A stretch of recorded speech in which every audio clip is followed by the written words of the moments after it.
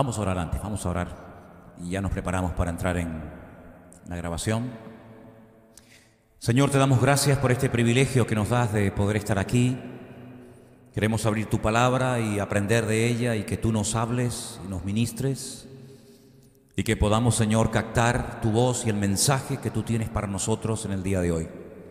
Te damos gracias, Señor, porque sabemos que tú siempre hablas a través de tu palabra y pedimos que seamos buena tierra en el día de hoy y que esta palabra, esta enseñanza sea de provecho y para fortalecer nuestra fe y para que podamos conocerte y servirte cada día mejor, con más ganas, con más entusiasmo y con más fervor, Señor. Nos ponemos en tus manos, pedimos tu bendición para este mensaje, yo como lo voy a dar y los que lo van a recibir, que podamos disfrutar de él y sobre todo ponerlo en práctica, en el nombre bendito de Jesús. Amén. Para situarnos un poquito, en la iglesia de Corinto, como ustedes saben, se presentó una situación muy desagradable, una situación grave. El apóstol Pablo se entera y una de las cosas que le dice a los miembros de dicha congregación es que él personalmente está sorprendido de cómo la iglesia ha reaccionado de una forma tan pasiva, tan fría y tan indiferente ante una situación que estaba causando un descrédito al testimonio de la obra del Señor tremendo. El apóstol Pablo llega a decir que ni en el mundo, ni entre los gentiles pasaban esas cosas. Sabemos que la ciudad de Corinto y el mundo antiguo siempre tuvo problemas con el tema de la sexología. Con el tema del sexo siempre el mundo fue un auténtico desastre y la iglesia y la ciudad de Corinto más todavía. La promiscuidad sexual estaba al orden del día. La homosexualidad, el lesbianismo, la zoofilia, etcétera, etcétera. Y claro, quieras que no, el lugar donde uno se ha criado, donde uno ha nacido, ejerce una influencia tremenda sobre nuestras vidas. Y el apóstol Pablo emplea una expresión que dice: ustedes tenían que haberse lamentado. Esta situación no tenía que haber traído ningún tipo de alegría ni de tolerancia a la iglesia, sino más bien todo lo contrario. El término que él emplea, como lo expliqué el jueves, es: ustedes tenían que haberse puesto de luto. La iglesia tenía que haberse puesto a llorar, porque lo que está pasando entre ustedes es intolerable, es algo increíble, que repito, es que ni en el mundo se practica eso que ustedes están haciendo ahí adentro. Bueno, concretamente para situarnos, 1 Corintios capítulo 5 fue el que leímos el otro día. No lo vamos a poner ahora porque ya lo leímos. Habla acerca de un miembro de la iglesia que estaba manteniendo relaciones sexuales con su madrastra. Ahora, no todos los comentaristas se ponen de acuerdo. Algunos dicen, yo les voy a decir las diferentes opiniones o posturas en cuanto al tema. Algunos dicen que la mujer con la que él estaba manteniendo relaciones no era evidentemente su madre, sino era una esposa que tenía su padre. ¿Vale? Otros dicen que puede ser que el padre estuviera muerto y él lo que hace es unirse a la que fue esposa de su padre. El hecho de que su padre estuviera muerto no le daba ningún derecho, según la Biblia, claro, según el mundo, pero según la Biblia no le permitía a ningún hijo casarse o mantener relaciones con una mujer que fue esposa de su padre. En el libro de Deuteronomio, apunté este texto por aquí, Deuteronomio 22:30, ustedes pueden ver cómo se prohíbe categóricamente que un hijo tenga relaciones con una mujer que fue esposa de su padre, ¿vale? Por supuesto con su madre, bueno, eso ya ni hablar. El caso es que el apóstol Pablo dice: ¿cómo es posible que ustedes sean tan tolerantes con algo tan grave? Ustedes tenían que haberse lamentado, como acabo de decir, ponerse de luto. Pero como veo que no hacen nada, sino que han permitido dicha situación en la comunidad, en la iglesia, juntaos en el nombre de Cristo, y yo como si estuviera presente entre ustedes, dice: y quiten de en medio de vosotros a ese perverso. Esa palabra es tremenda, ¿eh? Quiten de en medio de vosotros a ese perverso. Y en ese contexto, sobre todo en el trasfondo bíblico, un perverso era una persona que se dejaba pervertir, que se dejaba seducir, que se dejaba arrastrar y torcer por el modo, por el estilo de vida del mundo. En otras palabras, el estilo del mundo estaba influenciando la vida de la iglesia, en vez de la iglesia transformar el estilo de vida de la gente del mundo, de los que no conocían al Señor. Eso lo dejamos para después, ¿ok? Yo te voy diciendo según yo te voy diciendo, ¿okay? No te me adelantes, ¿ok? Entonces, una de las cosas que el apóstol Pablo dice, miren hermanos, en la iglesia, si algo tienen que tener claro, es que, y nosotros también, por supuesto, es que nosotros no solamente estamos aquí para venir a escuchar un buen sermón o una buena enseñanza. Si tu vida cristiana única y exclusivamente se limita a eso, tú tienes la vista muy corta. Y hay muchas cosas fundamentales del Evangelio que tú no has terminado de entender. El que tú vengas aquí a escuchar una buena palabra, una sana doctrina, un buen estudio bíblico, etcétera, está muy bien, pero no solamente eso. Tú tienes que entender de que tú y yo, todo creyente, todo nacido de nuevo, es un embajador, un representante de Cristo en el lugar donde tú ejerces influencia. Tú vives en una zona donde tienes conocidos, tienes amistades, tienes familia, tienes compañeros de trabajo, tienes personas que te conocen, y tú puedes ser que seas el único punto de referencia del Evangelio y de la luz del Evangelio en ese sector, en ese lugar. Por lo tanto, cuídate mucho de la forma como estás viviendo, porque por culpa de un mal testimonio que pueda dar en un momento determinado un hermano de una iglesia, sea de esta o de cualquier otra, puede ser que la gente inconversa que no conocen al Señor saquen conclusiones equivocadas y metan en el saco y metan en la lata a todo el mundo y digan eso de que, bueno, ahí son todos iguales.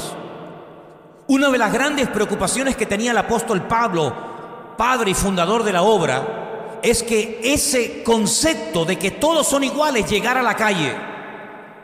Y Pablo no había estado allí durante un tiempo de su vida ministrando a aquella iglesia, a aquellos hermanos, para que al final uno tirara por tierra la obra de años.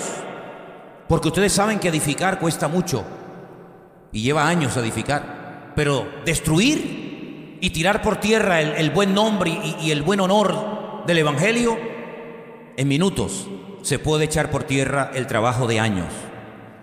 Y entonces Pablo lo que dice es, miren hermanos, y ahora sí vamos a poner 2 Corintios 13, versículo 5. Pablo dice que los creyentes, y es una cosa que yo muchas veces veo y observo que hay muchos creyentes que no lo hacen, cuando es bíblico hacerlo y cuando es necesario hacerlo también de vez en cuando. Y emplea dos palabras muy interesantes, y esto es lo que llamamos a llamar autocrítica. Criticarnos, juzgarnos, analizarnos a nosotros mismos. Dice el texto, examinaos a vosotros mismos si estáis en la fe. Es interesante eso, ¿eh? Examínate a ver si tu conducta, tu comportamiento, tu estilo de vida indica que estás en la fe. Ahora, no se refiere, como vimos en aquel retiro que lo titulamos o lo llamamos fortaleciendo la fe, no se refiere al hecho de si tienes o no tienes fe en el Señor, porque se sobreentiende que tienes fe en el Señor, sino cuando dice examinaos a vosotros mismos si estáis en la fe, se refiere a que la fe tiene que manifestarse por nuestro estilo de vida. Es más, nuestro estilo de vida, escúchalo bien por favor, refleja nuestra relación con Dios o nuestra no relación con Dios. Es decir, la forma como tú hablas, cómo te comportas, cómo vistes incluso, fíjate lo que te digo, la forma como reaccionas, la forma como tú vives realmente, no dentro de la iglesia, no dentro de estas cuatro paredes, sino fuera, cuando nadie te observa, cuando nadie te mira. Es ahí donde tú te demuestras a ti mismo si estás o no estás verdaderamente en Cristo, en la fe. Y por eso Pablo dice, examinaos a vosotros mismos para ver si estáis en la fe. Probaos a vosotros mismos. ¿O no os conocéis a vosotros mismos que Jesucristo está en vosotros, a menos que estéis reprobados? Hay dos palabras muy interesantes en ese texto, examinaos y probaos. Eso es lo que se llama autocrítica. Es decir, oye, Vamos a ver.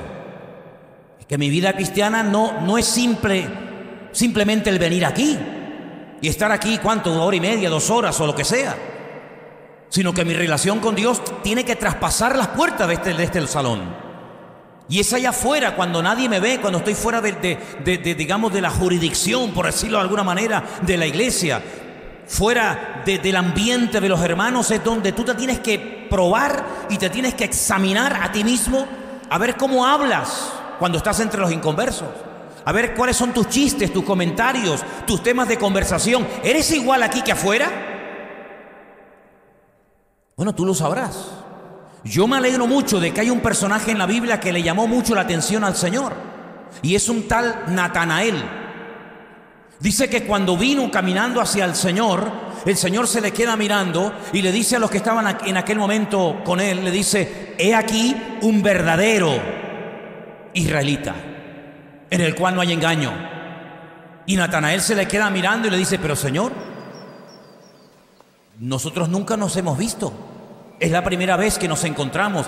Y el Señor dijo: yo te vi a ti cuando estabas debajo de la higuera. Ahora, yo sinceramente no sé lo que hacía Natanael debajo de aquella higuera. No lo sé, porque el Señor no lo dice. ¿Y cómo lo voy a saber yo?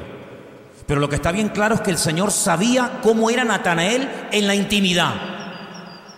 Y por eso dice públicamente: este es un verdadero israelita. Y el apóstol Pablo lo que no quería es que la vida cristiana de la iglesia se llevara única y exclusivamente de puertas para adentro, pero de puertas para afuera fuéramos completamente diferentes. Por eso dice: examinaos y probaos a vosotros mismos. La iglesia de Corinto no sabía cómo actuar ante una situación grave como la que estaba pasando dentro de la iglesia. No sabían qué hacer. Y entonces lo que hacían es no hacer nada.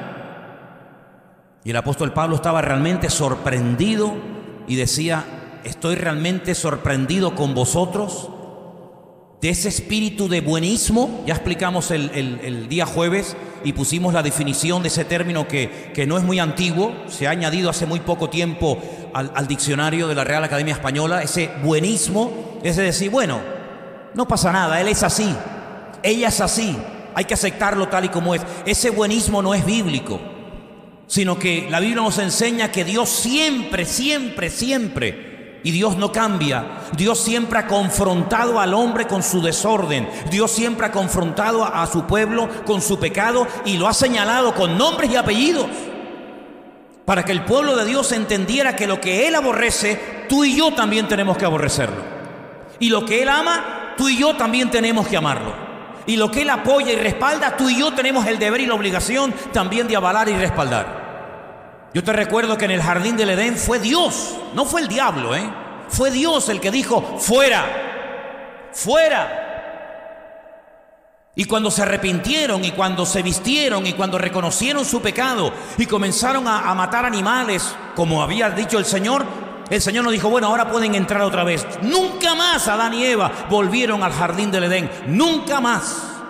Incluso dice que puso ángeles con espadas en sus manos para que nunca más el hombre y la mujer volvieran, porque hay cosas que cuando uno peca se pierden y a veces no se vuelven a recuperar nunca.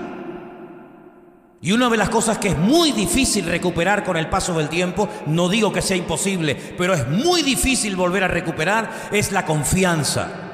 Porque Dios sabe y conoce tu corazón, pero hay gente que ni perdona ni olvida, y sobre todo el mundo. Yo te recuerdo que fue Dios el que mandó el diluvio desde su presencia a la humanidad, ¿o no? No fue el diablo, no fueron los demonios que quisieron arrasar con la raza humana, no, fue Dios el que mandó el diluvio. Claro, ya a través de la vida de Noé estuvo advirtiendo durante más de 100 años: arrepiéntanse, prepárense que viene un diluvio. No hacen caso, se acabó. Fue Dios el que confundió las lenguas en la Torre de Babel. Fue Dios el que permitió que destruyeran el primer y el segundo templo de Jerusalén. Fue Dios el que permitió a Nabucodonosor prenderle fuego a la ciudad de Jerusalén y llevarlos cautivos a Babilonia por 70 años, ¿o no? Fue Dios el que le dijo a Josué: la razón por la cual habéis hecho hoy el ridículo y el enemigo se ha cebado con vosotros y habéis perdido la guerra en Jai es porque hay pecado entre vosotros. Y hay momentos en los que Dios le dice a Moisés, tremendo, voy a destruir a toda la nación y te voy a poner a ti sobre jefe y sobre líder de una nación más fuerte y poderosa que ellos.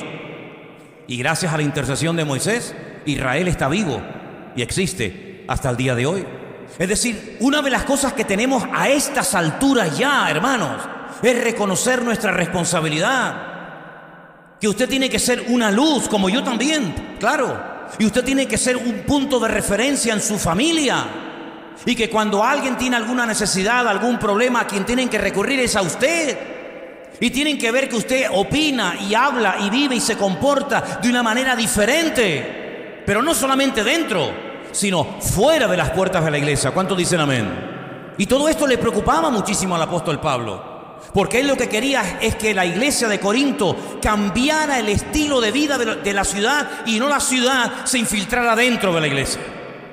Por eso él tiene que tomar unas medidas drásticas, porque lo que estaba pasando allá adentro no era normal. Y ante una situación, digamos, excepcional, tiene que haber un trato excepcional. Y por eso dice, a ese perverso, quítenlo de medio de vosotros.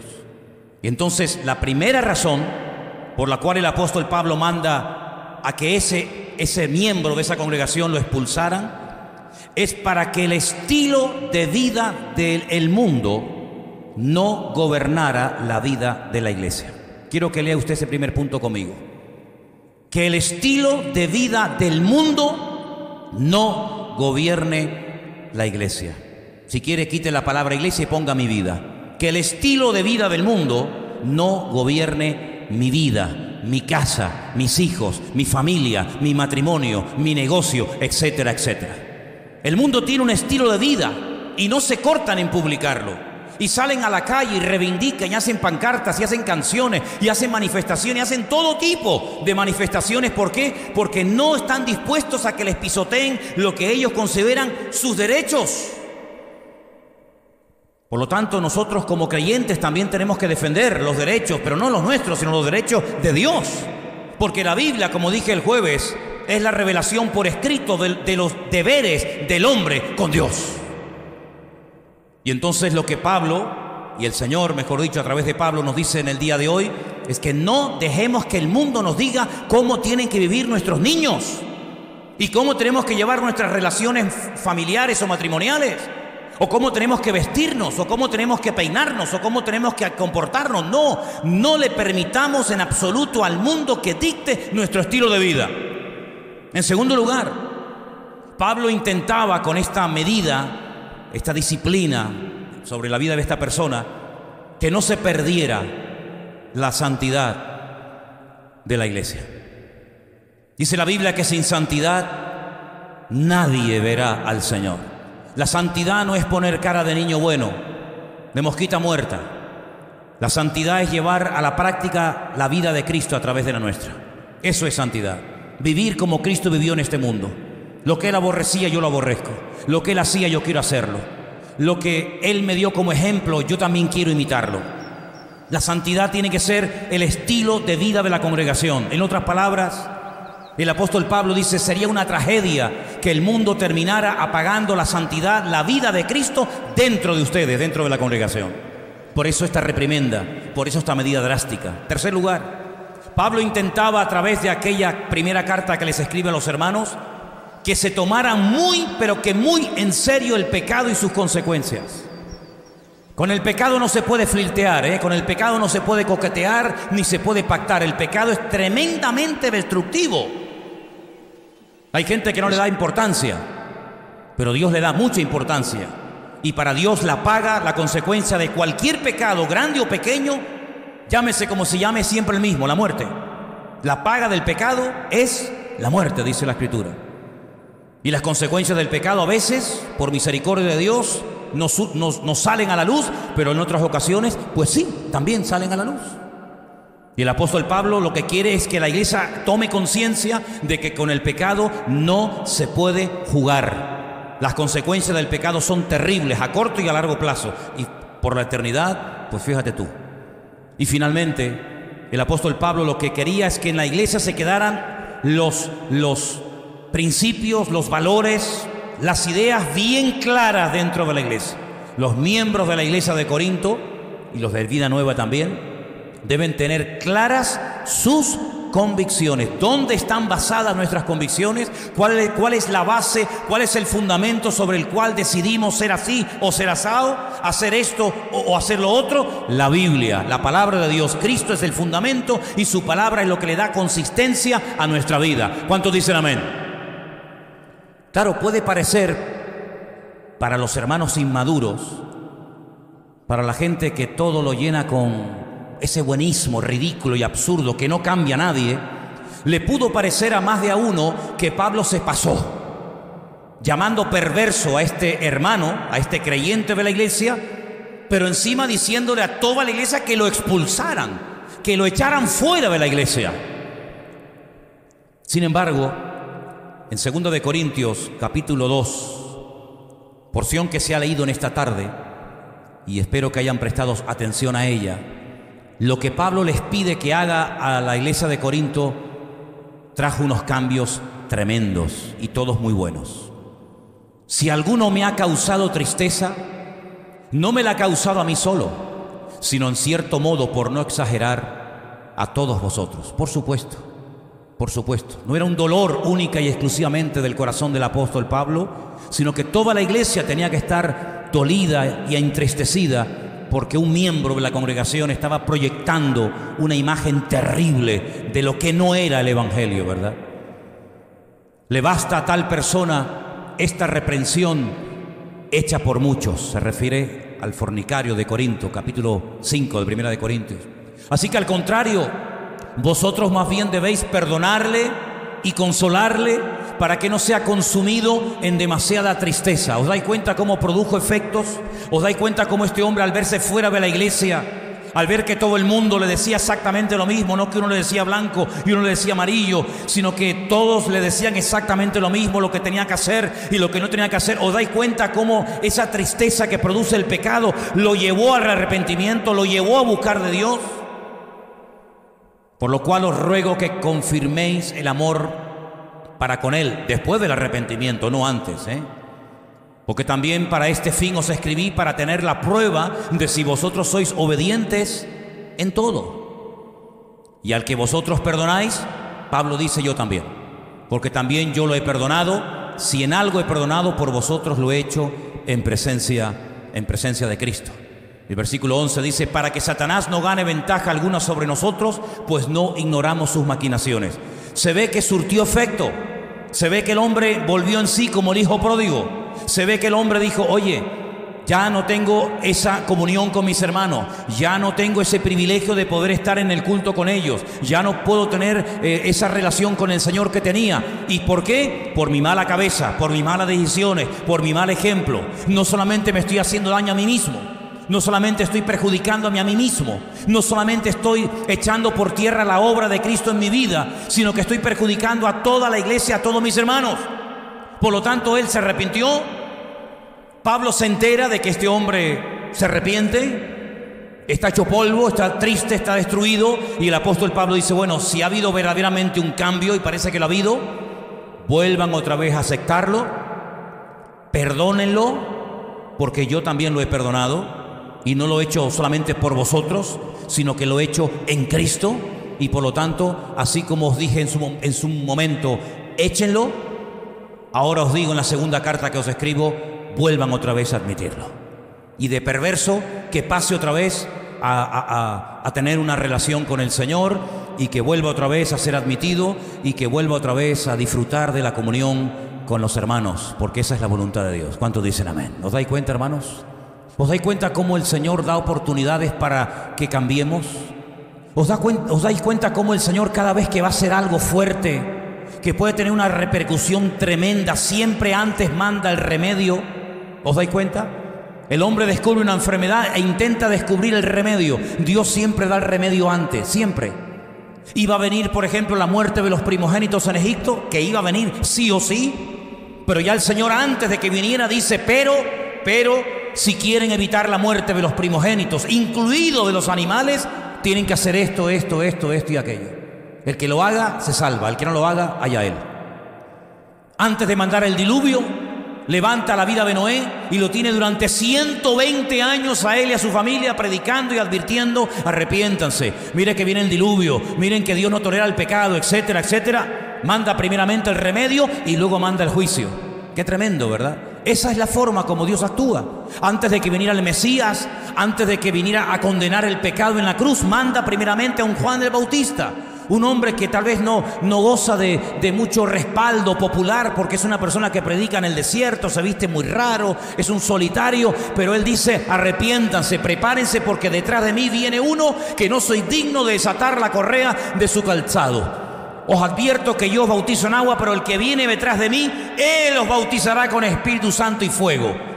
Entonces Dios siempre nos dice antes las cosas para que no nos agarren por sorpresa, para que no digamos: es que yo no sabía nada. No, eso no sirve. Esa excusa no es válida en el reino de Dios.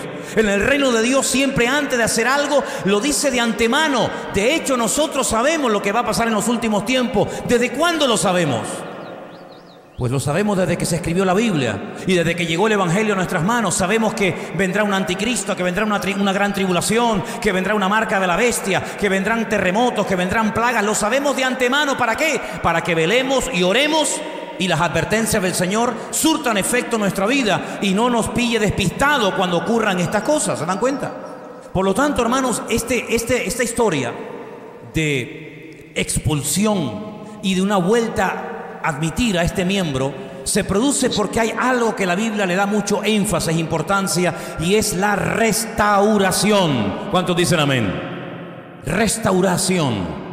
Y hay vidas que todavía no han terminado de romper con estilos de vida, con formas de pensar y de reaccionar que son típicas del mundano. Fíjense, por ejemplo, la iglesia de Corinto. Eran creyentes, eran gente que habían entendido el Evangelio, eran personas que se habían bautizado, eran personas que hablaban, muchos de ellos, en lenguas, otros profetizaban, otros tenían dones del Espíritu. Y Pablo dice: nada os falta en ningún don, hermanos. Bueno, gloria a Dios, pero es que los dones, lo que hacéis, hermanos, no coincide con lo que sois.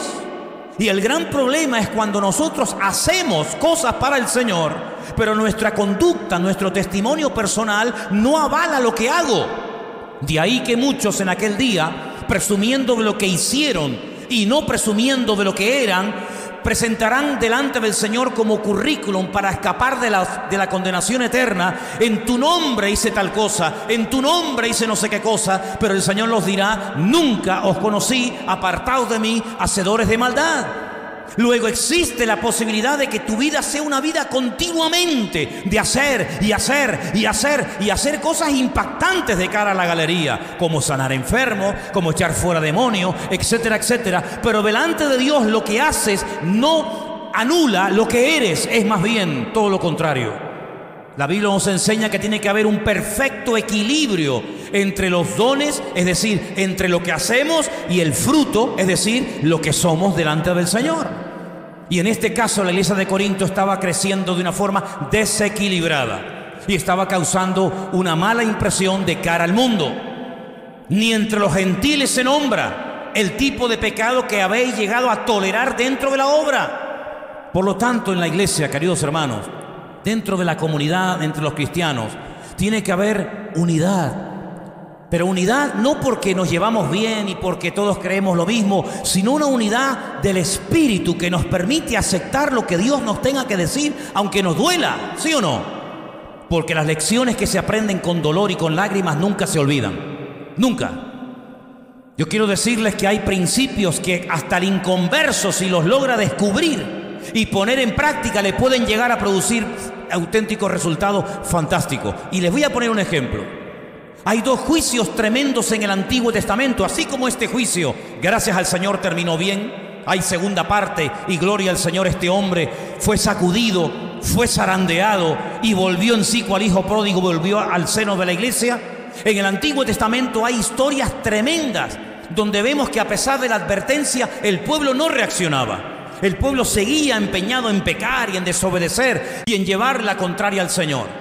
Y los dos grandes ejemplos de juicios tremendos que afectaron a miles, tal vez a millones de personas en la antigüedad, fue el diluvio y la Torre de Babel. el diluvio. Dios decidió romperlo todo y empezar de nuevo. Pero previamente dice, y curiosamente dice Jesús en el sermón en el Monte de los Olivos, que los últimos días serán como los días de Noé, se parecerán mucho.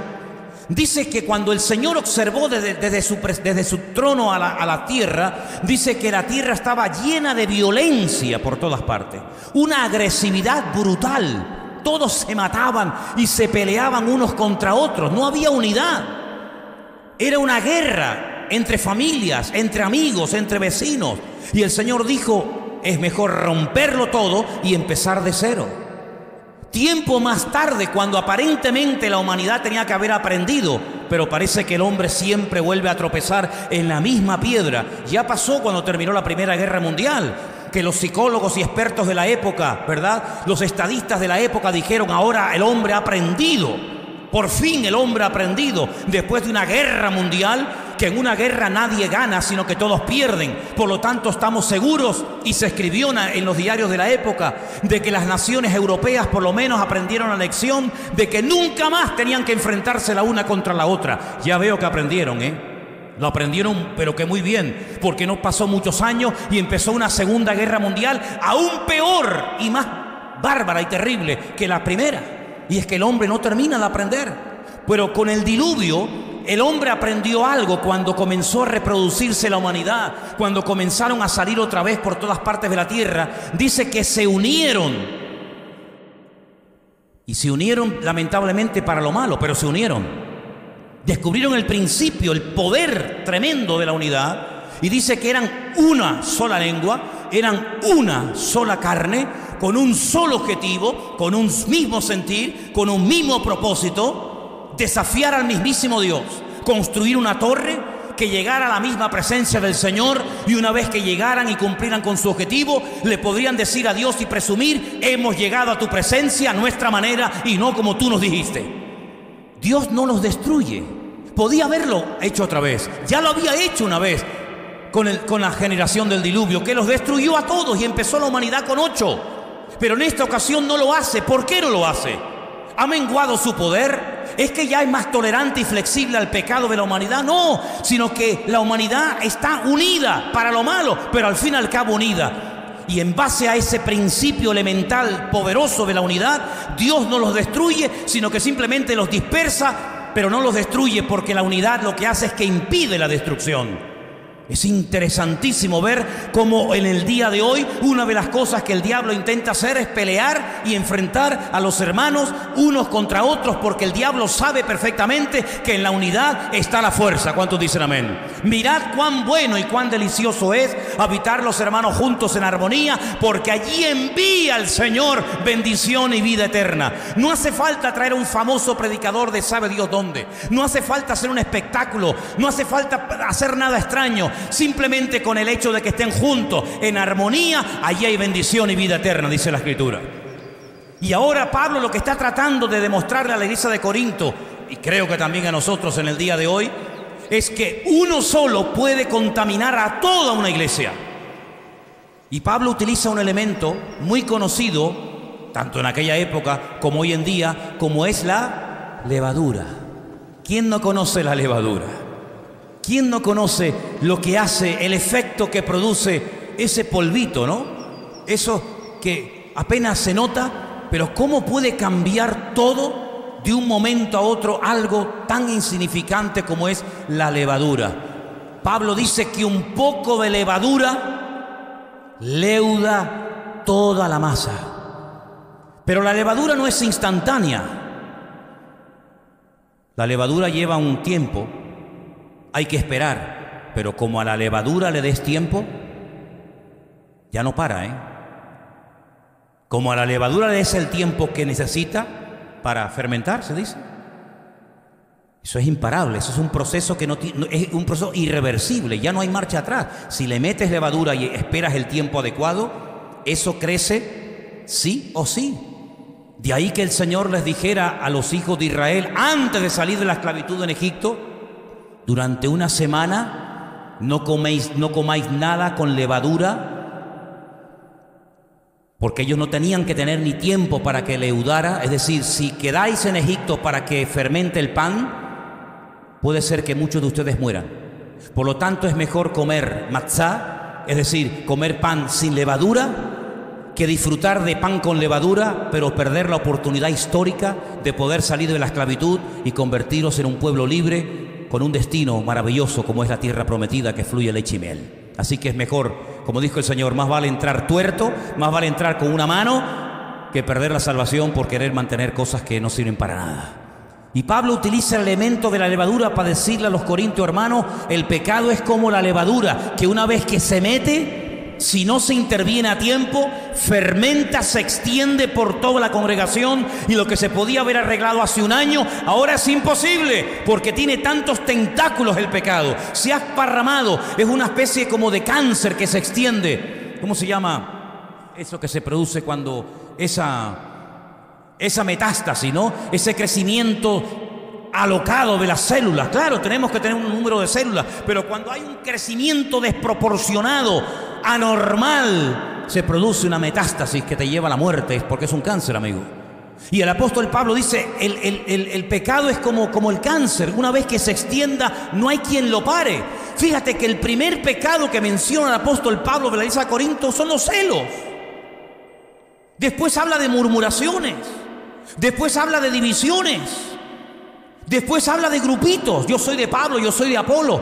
Y dice, bueno, parecen pecados, vamos a decir, normales, ¿no? Sí, pero fíjate que todo empezó con una actitud de celos entre hermanos, y cuando vas avanzando y avanzando y avanzando en la epístola, llegas a un punto que te encuentras a un tipo en la iglesia que está manteniendo relaciones sexuales con su madrastra. Sí, ese no es el primer pecado que se menciona en la iglesia de Corinto. No, ese es el último. Por lo tanto, te das cuenta que el pecado fue a más. El pecado no fue a menos. Y es que el problema de fondo de la iglesia de Corinto, y es lo que yo no paro de darle vueltas y vueltas y vueltas, digo, ¿por qué esta persona es así? ¿Por qué esta otra persona actúa de esta forma o cae en este pecado? Y yo he llegado a una conclusión, y me vais a perdonar que yo ahora dé mi opinión personal. Yo creo que el gran problema base y fundamental de mucha gente es que no tienen relación con Dios. No tienen relación con Dios. Tienen relación con la iglesia, con los jóvenes, con los hermanos, con los cultos, pero no hay relación con Dios. Y al no haber relación con Dios, uno se convierte en un religioso, donde eres capaz de creer, incluso hasta de debatir con un inconverso tu postura doctrinal, pero eso no significa de que tú en el fondo hayas nacido de nuevo y hayas entendido el Evangelio. Si a este hombre que iba a esta congregación y llevaba esta doble vida, lo encontrara un inconverso en la calle y le preguntara, oye, ¿y ustedes los cristianos en qué creen? Yo estoy plenamente convencido de que el fornicario de Corinto daría una explicación doctrinal excelente. Y diría, nosotros éramos paganos. Venimos de adorar a Afrodita, a Baal, a Milcón, a Baco, a Ceres, o sabe Dios quién. Pero ahora nos hemos convertido. ¿A quién nos habéis convertido? Nos hemos convertido al Mesías. ¿Qué Mesías? Y te hubiera explicado, mira, nació en Belén de Judea y murió en una cruz y resucitó. Yo estoy convencido de que el fornicario de Corinto, como cualquier creyente de la iglesia, podía haberse posicionado ante cualquiera y podía haber defendido su fe sin ningún problema. Pero luego observaba su vida, que por cierto, donde lo pillaron con el pecado no fue en el mundo. Donde practicaba el pecado era dentro de la iglesia. Porque es curioso que a veces para pecar a algunos les resulta más fácil pecar dentro que fuera. Donde lo pillaron con el pecado fue dentro de la iglesia. Y entonces te das cuenta cómo hay personas que pueden llegar a defender posturas doctrinales y discutir de que conversaciones de tipo teológicas o bíblicas, pero eso no significa de que sean personas que tengan una relación genuina, profunda y directa con el Señor.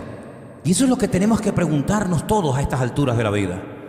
Por eso al apóstol Pablo le sorprendía que algunos de la iglesia no hacían nada Cuando una persona no aborrece el pecado es porque lo más probable es que no tenga ese deseo de aborrecimiento hacia el pecado, porque su relación con Dios no está en óptimas condiciones. Porque el creyente no solamente deja de pecar, es que no quiere pecar. Pero no dejamos de pecar porque decimos, bueno, es que es pecado, yo en el fondo lo haría, pero como la Biblia dice que no puedo, pues no lo hago. Pero si por mí fuera, yo lo haría.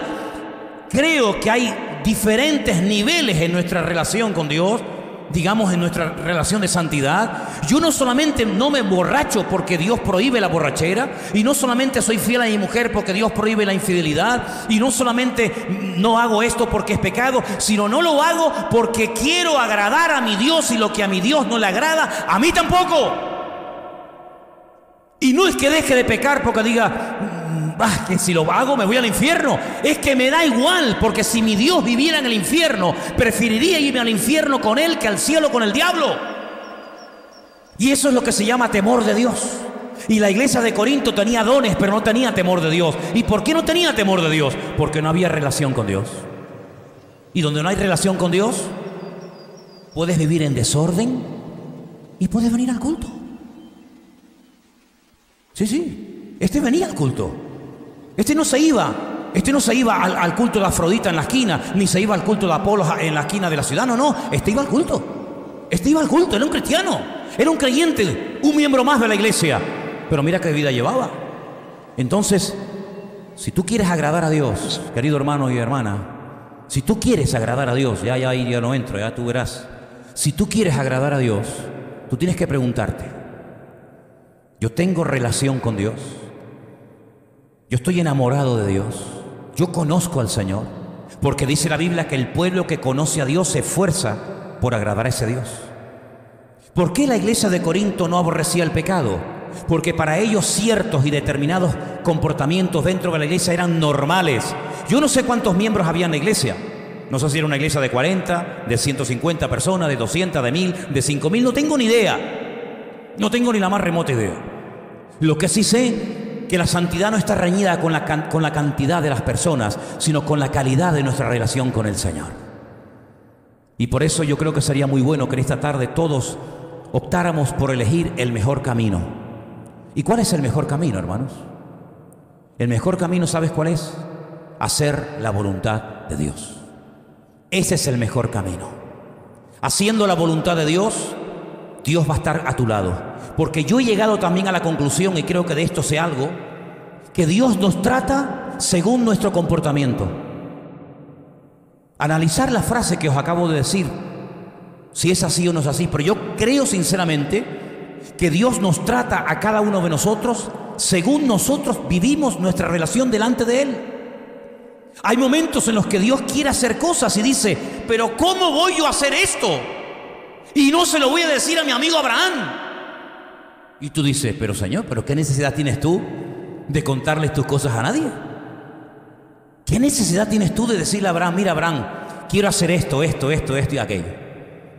Y la explicación que da el Señor es que yo sé que Abraham, después de él, le enseñará a sus hijos y sus hijos a sus hijos de que guarden la palabra que han recibido.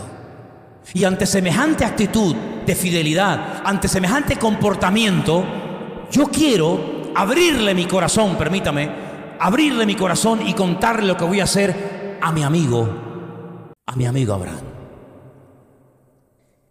¿Te das cuenta cómo nuestra relación con Dios, nuestra forma de vivir, condiciona el comportamiento, la actitud que Dios tenga hacia mi persona o no? ¿No te das cuenta que en la última cena, cuando todos dudaban de sí mismos y decían, ¿seré yo?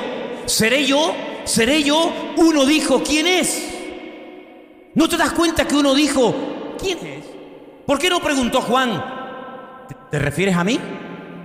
Porque había tal amor de Juan hacia el Señor que a Juan ni se le pasaba por la cabeza negar a Cristo. Así que si el Señor acaba de decir en esta mesa, en esta noche, que uno de entre nosotros le va a entregar, yo creo que uno le va a entregar, pero también creo que yo no voy a hacer. Porque yo amo al Señor.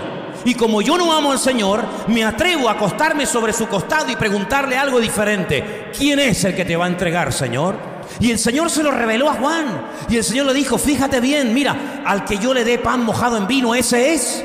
Es decir, que cuando Judas salió, los demás dijeron, bueno, como es el tesorero, como es el que lleva la bolsa, a lo mejor le va a dar una ofrenda de última hora a alguna persona necesitada, porque estamos esta noche en una celebración importante, solidaria, en la que hay que ayudar a los pobres, huérfanos y viudas, ¿verdad? Pero sin embargo, Juan sabía que Judas no iba a dar una ofrenda, un donativo de última hora. Juan sabía perfectamente que en cuanto Judas probara ese pan y ese vino y se levantara de la mesa, donde iba era a donde el Señor le profetizó, a negar y a entregar a Cristo. ¿Te das cuenta el nivel de comunión que tenía el Señor? ¿Te das cuenta cómo el Señor nos trata según nuestro comportamiento? Le decía 300, 400, 500 años después a un rey perverso y maligno, le decía, no te mato, no te destruyo, no voy a por ti, por amor a mi siervo David. Es decir, que está con vida gracias a que David hace 400 años tuve una relación con él, llegó a ser el hombre más cerca de mi corazón que jamás ha existido. Y por amor a él, no te destruyo a ti. ¿Te das cuenta, hermano?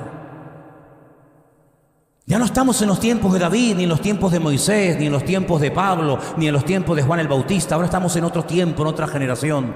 Pero yo me pregunto, este país, con las bofetadas que le ha dado al Señor y con los disgustos que le ha dado al Señor y a su pueblo durante siglos y siglos, ¿todavía estará en pie por amor a nosotros?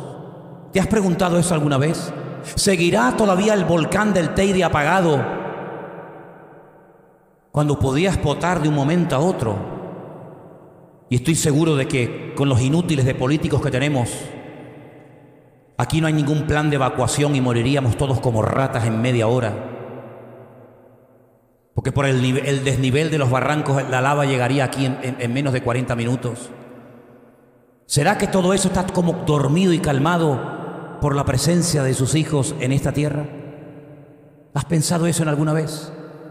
¿Será que todavía no ha venido la destrucción total y el caos y el crack económico totalmente a España? Porque todavía hay pueblo de Dios que ora y clama al Señor para que Dios tenga misericordia de esta tierra. Yo creo que sí. Yo creo que sí. Porque lo que me sorprende no es cuando vienen maremotos y tsunamis y terremotos y todo tipo de barbaridad. No me sorprenden que venga. Lo que siempre he dicho, lo que me sorprenden es que no venga más. Lo que me sorprenden es que Dios aguante tanto. Por eso, hermanos queridos, llévense esta lección esta tarde grabada en vuestros corazones y vuestras mentes. Un hombre estaba perjudicando el crecimiento de toda una iglesia en una ciudad llamada Corinto. Así como hubo un hombre que hizo que mujeres quedaran viudas y niños quedaran huérfanos ese día en la ciudad de Jai porque tomó lo que no tenía que haber tomado, el fornicario de la iglesia de Corinto no iba a cambiar con el tiempo, porque el tiempo a veces lo que hace es que perjudica más una situación, como una enfermedad. Se tenía que tomar una medida drástica porque era un caso excepcional, y lo mejor que se podía hacer para el beneficio de él y para el beneficio de la obra es decir, fuera. No eres digno de estar en este lugar porque estás contaminando el cuerpo. Y dijo Pablo algo tremendo: entréguenselo a Satanás. Yo estoy seguro que en más de una congregación hoy en día a Pablo no lo invitarían, Estoy convencidísimo que estos que están todo el día con el amor, que aquí no hay amor, que no sé qué, estoy seguro que con Pablo se llevarían, pero que muy, muy, muy mal. Porque la contundencia con la que habla es la misma contundencia con la que Dios trata al pecado. Pero el objetivo, ¿cuál era? Que hubiera un cambio. ¿Y qué es lo que Dios pretende contigo y conmigo? Cambiarnos. Y por eso dice la Biblia que a veces Él nos disciplina, por eso a veces Él nos prueba. No es causa de gozo aparentemente, es cierto, pero dice que después da fruto apacible para su gloria y para su honra. Así que este mensaje sobre el fornicario de Corinto, que fue expulsado y luego vuelto a admitir en la iglesia, que es una lección y un botón de muestra de cómo por muy bajo que uno caiga, si verdaderamente hay un arrepentimiento, hay una restauración, pues que quede grabado en lo más profundo de nuestros corazones. Pero no lo utilicemos como licencia para el pecado. Es decir, bueno, uno cayó allí, pecó, se arrepintió y luego... No, cuidado. También te recuerdo las palabras de Cristo cuando le dijo a uno: ¿nadie te condena? Los que te querían matar a pedradas, ¿todos han ido corriendo? Sí, dice, pues vete y no peques más.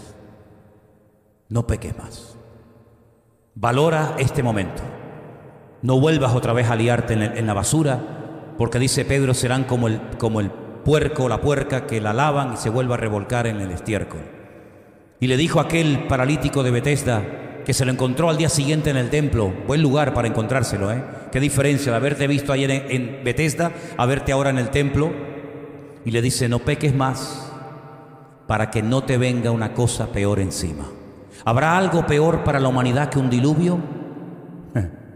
¿Habrá algo peor que todos los juicios que Dios ha mandado a lo largo de la historia sobre Sodoma y Gomorra, sobre Egipto, sobre Roma y sobre Israel? ¿Habrá algo peor que todo eso? Por supuesto que sí.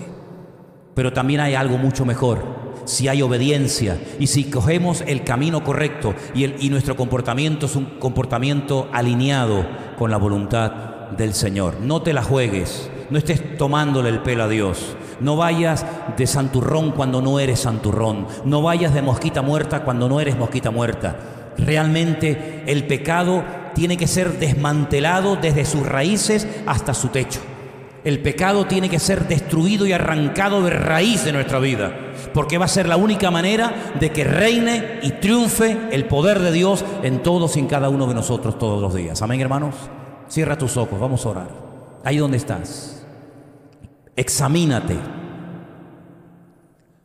mírate a ti mismo, haz autocrítica y pregúntate en esta tarde, aquí en este lugar, si estás bien firme en Cristo o no. Si tu vida pública y privada coinciden, si estás dispuesto a ser cambiado y tratado por el Señor. El problema en la vida de este hombre en Corinto no se solucionó con oración, no se solucionó con ayunos. Ayunemos por nuestro hermano que ha caído. Oremos por nuestro hermano que ha caído. No. La medicina, depende de lo que tengas, sirve para una cosa o para otra. No vale una medicina para todo. Los tratamientos varían según las enfermedades e incluso hasta se ha llegado al punto, se quiere llegar al punto de tener una medicina personalizada, porque a lo mejor lo que le curó a uno le perjudica a otro o viceversa. Tenemos un Dios personal que sabe cómo tratar la vida de cada uno de nosotros, que tal vez lo que se le dijo a una persona contigo no funcione, pero podemos tener la garantía y la seguridad de que Dios, nuestro Dios, sabe lo que tú y yo necesitamos. Lo importante es que hoy le digamos todos al Señor, yo quiero cambiar. Si es así, dígaselo. Yo quiero cambiar, Señor. Yo quiero que tú hagas una obra en mi vida. Yo quiero que arranques de mi vida al mundo, que saques de mi corazón a Egipto. El Señor le dijo a Israel, 40 años os he tenido en el desierto. Salisteis físicamente de Egipto, pero espiritualmente aún seguís allí. Os comportáis como los egipcios, habláis como los egipcios. Os dejo unos días solos y volvéis otra vez a adorar lo que adoraban los egipcios. Estáis siempre mirando atrás, echando de menos la comida, echando de menos el pescado, echando de menos ¿qué? Si erais esclavos, es que habéis olvidado de que erais esclavos. No erais príncipes, ni ricachones, ni terratenientes. Erais pobres, ciegos, desnudos, miserables esclavos. Trabajando de sol a sol, pasando calor, pasando hambre, siendo humillados, vejados por la mano del faraón. ¿Cómo echáis de menos vuestra antigua vida de Egipto? ¿Y cuántas veces en el corazón de creyentes hay como una especie de división entre lo que quieren y lo que son? Por eso en esta tarde toma la determinación de escoger el buen camino. Y el buen camino es hacer la voluntad de Dios. Que no se haga nuestra voluntad, sino la suya. Haz tu voluntad en nosotros, Padre, así en el cielo como en la tierra. Que venga a nosotros tu reino. Que venga a nosotros tu reino. Que se haga tu voluntad en mi vida, como se hace tu voluntad en toda la creación y en todas partes. Renuncio a mi voluntad, dígaselo al Señor. Yo renuncio a mi propia voluntad, a mi ego, a mi orgullo, a mi soberbia. Renuncio a todo eso. Tiene que haber una renuncia, un rechazo. Renuncio a mi antigua vida, renuncio al engaño, renuncio a la mentira, renuncio al espíritu de idolatría, renuncio a la brujería, renuncio a la pornografía, renuncio a todo lo que no agrada a Dios, renuncio a todo eso, y lo digo con mi boca para que quede bien claro y sellado en el mundo espiritual que quiero ir en serio con Dios. Quiero ir en serio con Dios. Y si vamos en serios con Dios, la bendición de Dios nos alcanzará. Esa es la riqueza del hombre, no lo que tiene, lo que es. Y tú puedes salir esta tarde por ahí con tu mismo patrimonio, con tus mismas cosas, pero por dentro puedes marcharte enriquecido si permites que la bendición de Dios y la voluntad de Dios se cumpla en tu vida. Aleluya.